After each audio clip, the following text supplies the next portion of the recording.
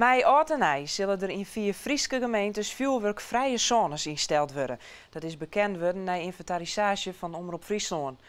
De meeste Frieske gemeentes doggen niet onder vuurwerkvrije zones, maar onder andere Ljouwert, Haas en Smellingeloon had dat wel met die wisseling. Er is heel iets meer vraag naar vuurwerkvrije zones.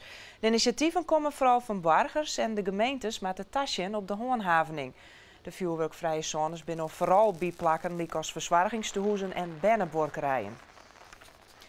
Ja, Ljouwert nam het besluit om net mee te doen aan het experiment met vrijwillige zones. Doch wordt er nu al aan dat voor de politie haast net te doen is, die zones. Om het vuurwerkprobleem aan te pakken stellen verschillende gemeentes vuurwerkvrije zones in. Het idee is simpel. Buurtbewoners beslissen zelfs of het in harde stritten wel of geen vuurwerk afstutsen worden kan.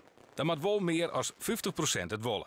Ljouwert zocht er voor eerst van af. Omdat het vrij nieuw is en ik dacht, laten we eerst maar eens kijken hoe dit in andere gemeentes werkt. Want het is best ingewikkeld om het te regelen. Want wie bepaalt dit? Is het de meerderheid of 60-70% meerderheid? Het wijkpanel Binnenstad vindt het spietig dat er geen verbod komt voor haar buurt.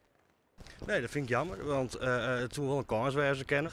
Daarnaast hebben we natuurlijk een hoop bezoekers in de binnenstad die hier komen. En ik vuurwerk meenemen, ja, dan kun je haast net dat oud praten. Dat is gewoon heel lastig. En dat zult vanuit de gemeente of landelijk zelfs beleid worden moeten. Ljouwert had wel verplichte vuurwerkvrije zones om 3 verzorgingshuizen heen. Kronen zult takken hier op een nijbesjen, wat vrijwillige vuurwerkvrije zones dan wel invierd worden. Nou, als mensen zelf vrijwillig zeggen, in mijn straat wil ik geen vuurwerk meer, dan kunnen ze dat aanvragen en dan kan ik daar toestemming voor geven. En dat gaat nu in een aantal gemeenten wordt dat geprobeerd dit jaar. En als dat goed gaat, dan vind ik dat we het volgend jaar hier ook kunnen doen. Dus dan moeten mensen wel een meerderheid in de straat hebben die zegt, wij willen in onze straat geen vuurwerk.